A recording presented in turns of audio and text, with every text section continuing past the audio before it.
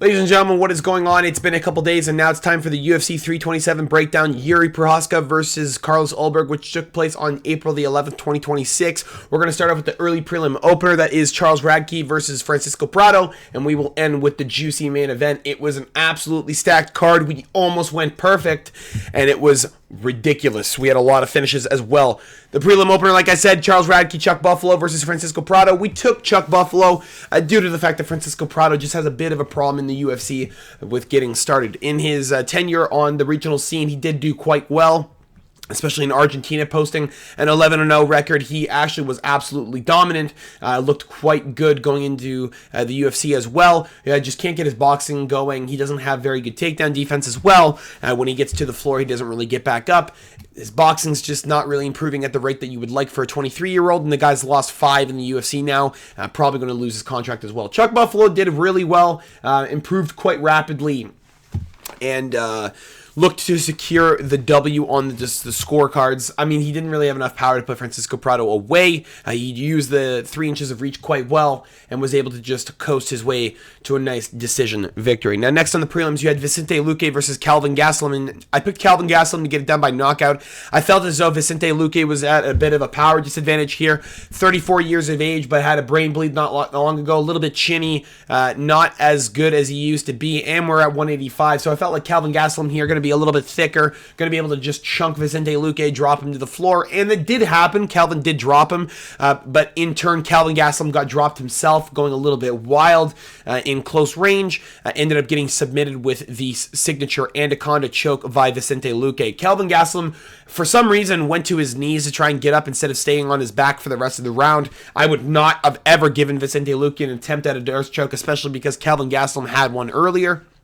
But Vicente Luque's defense is just too strong, and he's just too aware of his signature choke to be put away by it. Calvin Gastelum was locked in it too as well.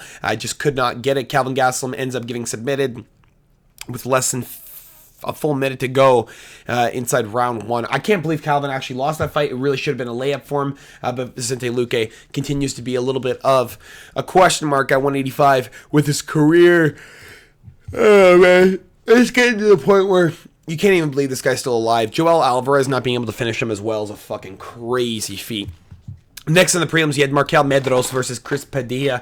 Realistically, this should have been Chris Padilla majority decision. I don't really know why Markel Medeiros was able to get a draw. One of the judges gave the first round to Markel Medeiros, and that's actually, I think it was Chris O'Leary, excuse me, and that's just an absolutely fucking terrible travesty to give to Taco. I really felt like Padilla won the fight. I thought the first 2 rounds were pretty clear. I thought Markel Medeiros, with the point taken away as well, was a really, really easy fight for Chris to take over, and apparently it ends in a majority draw. I don't know who gave 28-28 on 2 scorecards, but we have a massive problem because this was red wrong as well. We had Chris Padilla winning by majority decision until the bout was changed almost like an hour later, and Markel Medeiros ends up with a draw. I don't know. They gifted Markel that draw. It should have been Chris Padilla all the way. Look for Chris Taco Padilla to be maybe a same line in his next fight. The Thai boxing was just so strong. I feel like he can kind of get it done anywhere with anybody else at 155 as long as we're not in the top 15. I think he's going to keep moving forward. Next on the prelims, Tatiana Suarez versus Lupita Godinez. I had over 1.5 rounds at Tatiana Suarez. Of course, she gets submitted with literally 1 second to go in the over 1.5, but it doesn't really matter. We had submission or decision as well as the prop pick, and we take Tatiana Suarez on the submission prop. I don't really know how Lupita Godinez was even close to a pick'em. I think it's just because the striking differential is just so vast. Tatiana Suarez really hasn't improved any of her striking, but her ground game has, always been the strong suit. Lupita Godinez still training out of British Columbia, Canada as well. One of the few Canadian prospects that we're looking at. Is born out of Mexico, but still fighting as a Canadian. Tatiana Suarez, just being able to get her back that easily in round 2, man, you really worry for a lot of girls at 130 or at 115, excuse me. For strawweight, Tatiana Suarez is strong. She's got a massive frame. Do I think she's going to beat the champ? No.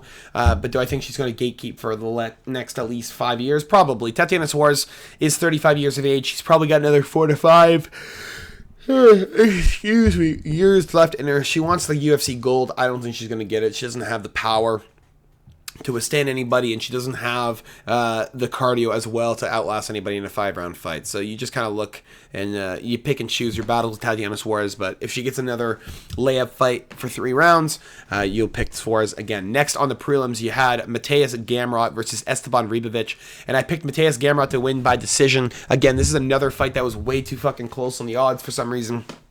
Mateusz Gamrot sitting at like a -190 before the fight started. Esteban Ribovic should not even have been close as an underdog here. He's just bad. He's got no takedowns, really. He's got just a pure aggression style that doesn't really favor guys who overswing, especially against a guy like Gamrot, who's just going to go for the takedown. As soon as you swing wide, you're getting double leg to the floor.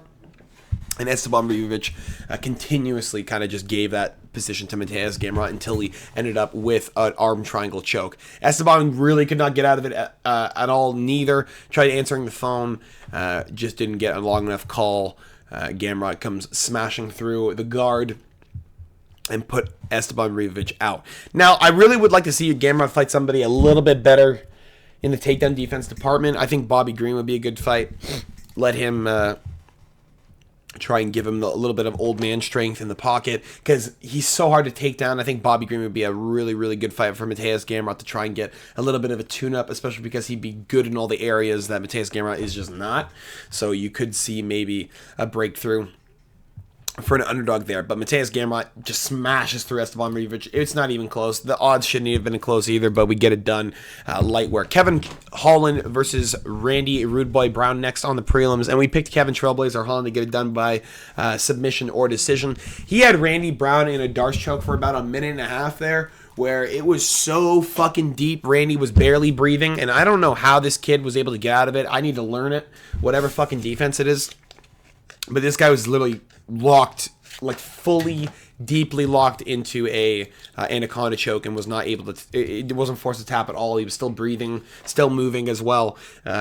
Incredible defense by Randy Brown, but a very clear dominant victory for Kevin Holland in a fight that I knew he was going to be able to shine a little bit brighter. Kevin was also talking shit the whole fight, and as soon as you hear Kevin Holland talking shit, you know it's going to be a good fight. The two boys even made basketball plans in the middle of their fucking fight while they were throwing wild right hands at each other. Good for the two kids. I'm glad that Kevin Holland is also a decent human, able to bail out his former opponent, Daniel D-Rod Rodriguez, hoping for a rematch sooner than later. And Kevin Holland, as one of the most active UFC fighters in the entire company ever. I mean, this guy's just getting better and better. Top 15 is not where he sits, but anywhere below that, and Kevin Holland will get a decision victory or a finish over top of you, and it's not even close. Next on the prelims, Aaron Pico versus Patricio Pitbull, and we went with Aaron Pico because of his dominant showing against Lerone Murphy in the first 4 minutes. And it was pretty much more of that, except opposite. Aaron Pico looked like shit for the first four minutes until he started laying it on Patricio Pitbull, just landing good combinations, landing really powerful shots, and almost dropping him 3 times. Pitbull's face looked like mashed meat. He was bleeding out of his nose. He had a hematoma on his forehead. He had his cheeks swollen up. It was just not a good time. He really got dominated, and he really got beat up pretty bad. They were looking for a finish in this fight as well. They were looking for Pico to either get chinned or for Pico to just go out there and get a dominant victory over Pitbull. And Pico just couldn't get it done. He really did try, too. It's not like he didn't try. He moved forward. He continuously threw punches. He never backed down as well. Even when Pitbull was trying to throw back, he just kept moving forward. And he tried to really find the killing shot. Just couldn't get there. I'm sure he'll get it against a lesser opponent, especially a guy who's not Bellator champ or a guy who's not fought and risen against some of the most powerful punchers in the league. But Pico, again, used a little bit better of an approach here. I mean, he's not going wild anymore. He looked a little bit more calm. And he actually looked good. He actually really did look good. He looked very, very strong and just kind of ready for the position. So I'm glad Pico wasn't getting chinned again, because that was crazy with Lerone Murphy, especially because he was winning that fight so well. Start off the main card of the evening. You had a retirement fight with Cub Swanson. This one, I mean, I got pretty upset over, just because Cub Swanson's my favorite fighter on the roster. He's been my favorite fighter for a long time, and I really didn't want to see him retire, but I'm glad I got to see him retire like this. Cub Swanson versus Nate the Train Landwehr, and Cub Swanson hurts him bad in the first minute, and it leads to a round 1 KO for Cub Swanson against Nate Landwehr, where Cub dropped him 2 to 3 times. He had a vintage Cub performance, beat the living hell out of Nate Landwehr, and the odds were being gifted as an even. I even got Cub Swanson as an underdog earlier in the week. Nate Landwehr had no business being in that ring with Cub Swanson. It doesn't matter how old you really are. When you're so good at boxing like Cub Swanson is, and Nate Landwehr prides himself on his grit and his boxing, you're not going to win that fight. You're fighting a guy. You're literally fighting an uphill battle, and a guy in Cub Swanson who is 42 years of age. The first round's his best round, and you're fighting him in his pure element. And you're fighting him on a retirement fight night where his kids are in the crowd and he cried on his walkout. If you have a guy who's crying on his walkout, he's going to get in fucking starch. He's going to beat the shit out of you. And Nate Landwehr learned real fucking quick which way Cub Swanson was going. I'm really happy for Cub. I'm glad he was able to get it done. A knockout nonetheless as well. Pretty sure Josh was calling that all week as well. But I'm very happy for Cub. It's exactly the way I wanted him to go out. If he's going to retire on a fight, that's the fight that you want him to go out, not on a shield. Next on the main card, Dominic the Devastator Reyes versus Johnny Walker. We picked Dominic Reyes to get it done via decision or KO. We also picked under 1.5 rounds. It just didn't happen. We had 3-round decision go to a split, and I really don't even know how Dominic Reyes was able to not force himself forward. Not force himself forward. I really don't know what the fuck this fight was supposed to be. I'm pretty sure both of these guys were just very worried about the threat of a knockout, but it ended up being the exact fight we kind of thought it was going to be. Just kind of a terrible boxing fest where you're waiting for either guy to throw, you're waiting to just counter shot, and there's just no counter availability. Dominic got his legs chewed up, Johnny got his face chewed up with some jabs, and the refs just chose the jabs over the leg kicks, so I guess that's why Dominic won. Terrible fight though, probably like max 20 to 30 strikes, and it led into literally the greatest fight probably ever. They have this as number 3. No, Gaethje versus Pimblett was not better than this. I'm telling you right now, this is the greatest fight probably in the last decade. This is the greatest fight in the last 2 decades. This is probably the greatest fight the heavyweight division has ever seen in their fucking life, and it was Josh Hawkick versus Curtis Razor Blades, excuse me. You had Josh Hawkick, who was talking shit all week, being a little bit of a WWE heel. A lot of people did not like him. A lot of people taking the side of Curtis Blades due to the fact that they felt like Blades was going to come out here and just beat the fuck out of Josh. A lot of people felt like if it went to the second and third round, you'd have Curtis Blades just on top of Josh, beating the fuck out of him. And it's not what happened. You had Josh Hawkick show that he has literally almost identical wrestling to Curtis Blades. Curtis Blades was never able to hold him down. The power is on the side of Curtis Blades, but the combinations and the boxing skills on the side of Josh Hawkick. He beat the fuck out of Blades, got him hurt really bad in the first round. Curtis Blades has a really good end to the first round, able to crawl back and just barely win the first round, and it leads into the second and third round where Josh Hawkick is just overwhelming, beating the fuck out of him, giving a whole bunch of middle fingers to Curtis Blades, and just breaking down his willpower. Curtis Blades was really upset at one point too. He hurt him, and apparently if you were in the audience and you were at least within the first 4 rows, someone was saying that you could hear Curtis Blades throwing literally everything into the strikes at Josh Hawkick, trying to put him out, which is not a thing that Curtis Blades does. Curtis Blades is a guy who slowly pelts you down until you give up, and then eventually he just takes you down and starts beating the fuck out of you. Josh Hawkick was getting slammed with hard shots. He was getting punched like Curtis Blades just found his sister fucked up in the room next to him. He beat the fuck out of Josh Hawkick for that first round at the end.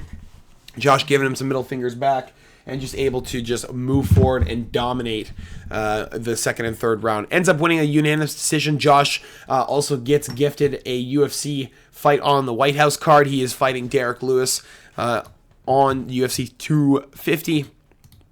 So we have an absolutely dominant bout here coming up. It's probably going to be the greatest fight of the night as well, and Josh Hawkick will end up winning via knockout. I just don't see him being able to get it through. Now, again, fantastic fight for Josh Hawkick. Now we lead into 2 fights I was a little bit upset about. Let's go into it. Next, the co-main event of the evening, Paulo the Eraser Costa versus Azamat Murzakanov. Now, this is my fault. Murzakanov actually forgot southpaw.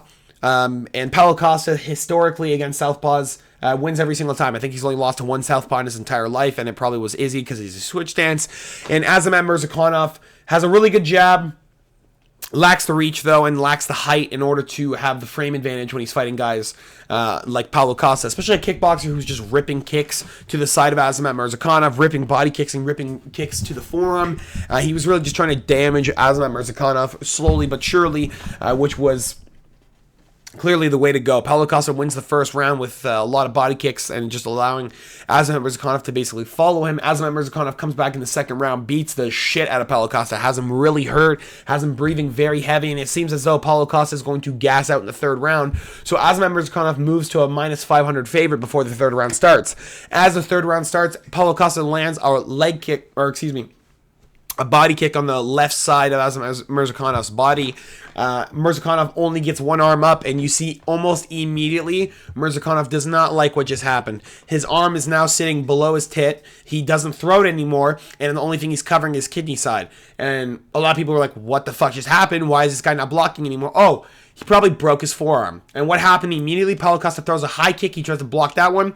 And now you see that he really is in a lot of pain of that arm. And then Paulo Costa just walks forward and beat the fuck out of Azamat. And then threw another head kick and dropped Azamat Murzakanov because his arm hurt so fucking bad. His arm hurt so bad, Murzakanov quit and got carted out of the arena. Really good win for Paulo Costa. The dog barks once again.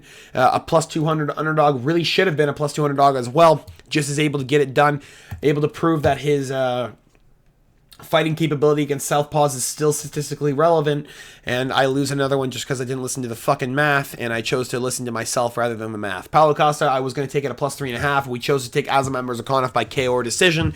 You get lefted with Azamat Murzakanov. I also had I had over 2.5 rounds. And I had Paulo Costa by decision as a hedge. Both missed because of a minute and a half. I really wish Azamat would have lost by decision. Would have won at least half the money that I lost. Or excuse me, that I lost in the. I had a $20 parlay. I almost paid $1,200 for Azamat Murzakanov, and we lost with that. I can't believe it. It is what it is. Well, whatever. We'll get it next week. We'll get it next time. Paulo Costa, though, TKO head kick. Beautiful. Next, the main event of the evening. If you guys did enjoy this, make sure to drop a like and subscribe if you have not already. It was Carlos Blackjack Ulberg versus Yuri Prochazka, and you had Yuri Prochazka literally start off pretty bad. But in turn, during one of the boxing exchanges, Carlos Ulberg stepped back with his right leg. Knee completely blows out. You see it literally explode. And then you see that he has no ACL whatsoever. And Carlos Ulberg starts to fall. He doesn't have any balance on that right leg. And he just doesn't look good whatsoever. So we really felt like a finish was coming. Yuri Prochazka moves to a 7-1 favorite.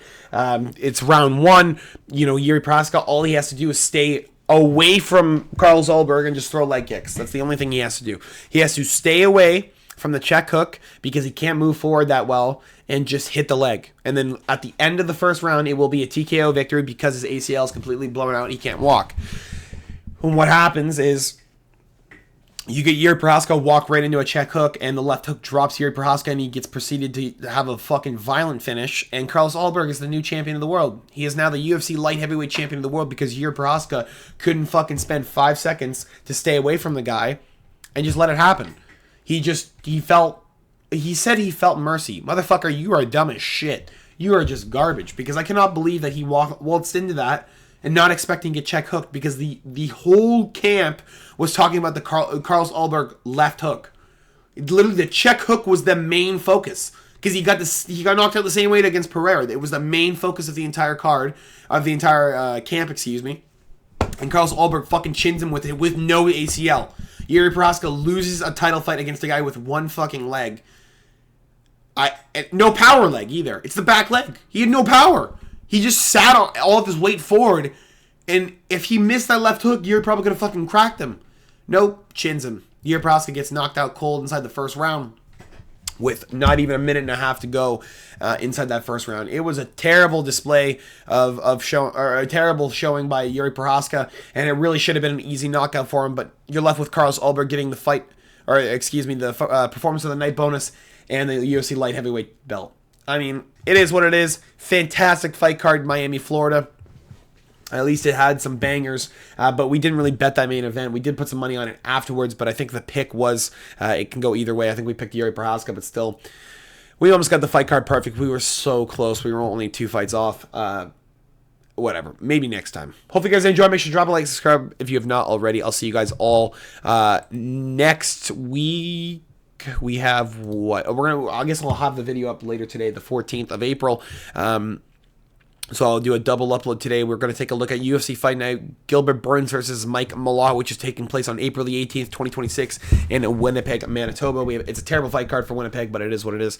I'll see you guys all later. Have a fantastic rest of your week. If I don't, peace.